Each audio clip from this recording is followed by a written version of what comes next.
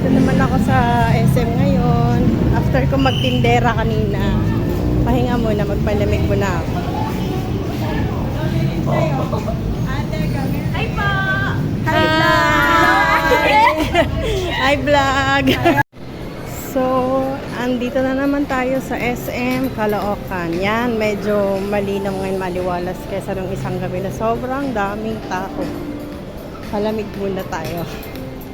Hello! Yes, dito kami kakain ngayon.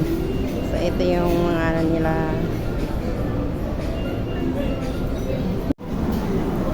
So, hi guys. So, dito ako ngayon sa Marugami. Kakain kami dito. So, antayin lang natin yung order natin.